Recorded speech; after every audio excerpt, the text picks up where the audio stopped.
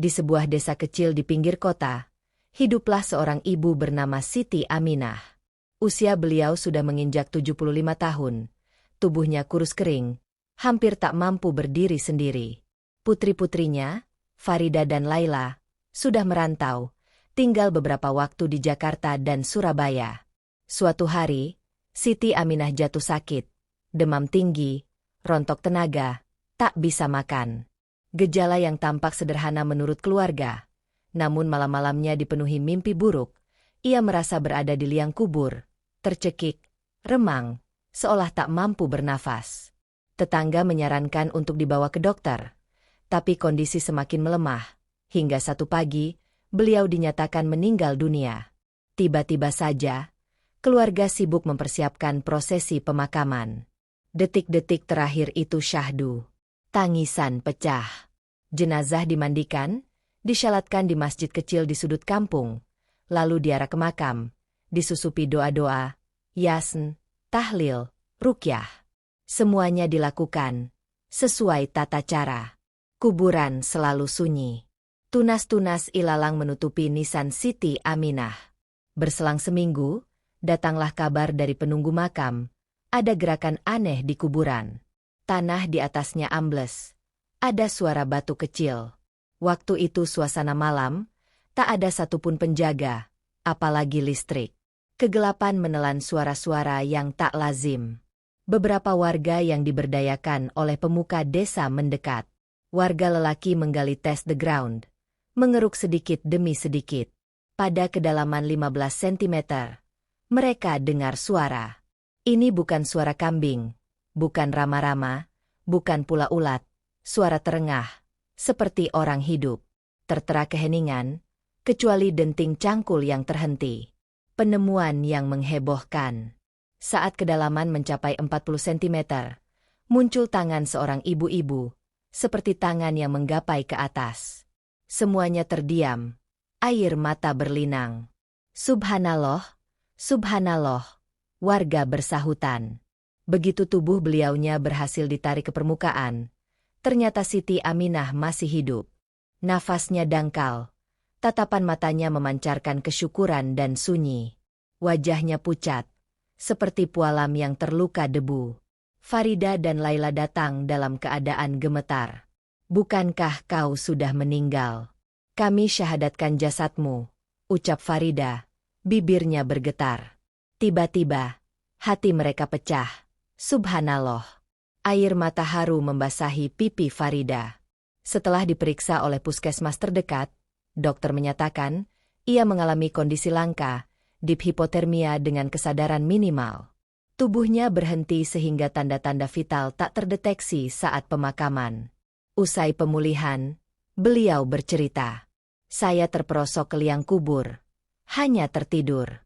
Suhu tanah yang sejuk menidurkan saya. Saya bermimpi di kubur, mendengar suara martir-martir. Ada bisikan bangun, hidup masih panjang. Saya gelisah. Ketika kalian menutup lapisan pertama, saya coba bangun menggali, tanpa sadar tanah di atas tergeser. Lalu kalian datang. Kekuatan doa dan ruqyah. Selama pemakaman, tahlil dan ruqyah terus dilantunkan meski diakini sudah wafat. Ternyata doa tersebut sempat mengangkat ruhnya dari kesuraman, hingga beliau didengar dan kembali ke dunia fana. Ia melalui kesakitan, kesesakan dilemparkan manusia-manusia yang meratapi kepergiannya. Namun dalam kesendirian kuburan, beliau memilih diam, tawakal, berharap pertolongan dari Allah. Mimpi-mimpinya tentang alam barzah, martir, bisikan halus memberi gambaran pada tetangganya bahwa kematian bukan akhir, melainkan gerbang. Farida dan Laila awal satunya panik, ketakutan, kemudian sadar, subhanallah, Allah berikan keajaiban. Kini keduanya rajin berzikir, menyadari bahwa kematian bisa tampak, terasa, dan kadang Allah beri rahmat berupa penghidupan kembali.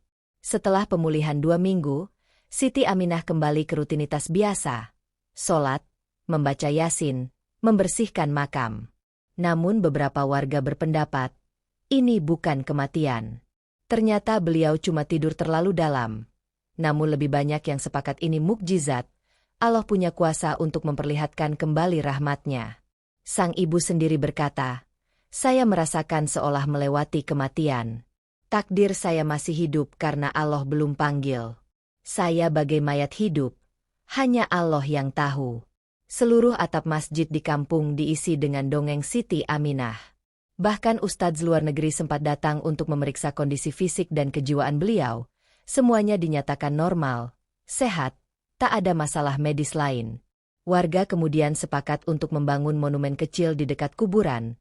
Sebuah prasasti bertuliskan, "Subhanallah, Ibu Siti Aminah pernah hidup kembali setelah dikubur pada 5 Maret 2025, pukul 2.17 waktu Indonesia Barat.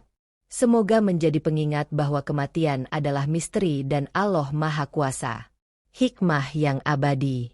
Hidup dan mati ibarat dua gerbang misterius. Tidak semua yang tampak nyata adalah akhir. Bisa jadi itu tidur panjang yang hanya Allah mampu bangunkan. Doa dan zikir tidak pernah sia-sia, bahkan di atas nisan. Setiap hembusan napas patut disyukuri, karena bisa jadi itu mukjizat. Pelajaran yang bisa kita petik dari kisah kali ini. 1. Kematian tidak bisa disimpulkan hanya dari kondisi fisik. 2. Doa, zikir, dan tahlil mempunyai keberkahannya. Bahkan dalam kesuraman kubur sekalipun, Allah masih punya cara untuk memperlihatkan kasih sayangnya. 3. Percayalah bahwa jika Allah belum memanggil, maka ada hikmah di balik semua peristiwa. Jadikan kisah ini sebagai renungan. Tidak ada yang mutlak tanpa campur tangan ilahi. Subhanallah. Ya Allah, sampaikanlah salam kami kepada Mama Siti yang kembali dari alam tidur panjang ini. Semoga kisah beliau menjadi penguat iman bagi kita semua, agar tetap istiqomah dalam zikir, doa, dan perbuatan, baik sebelum nafas menghembus lantang atau lembut dihentikan olehnya.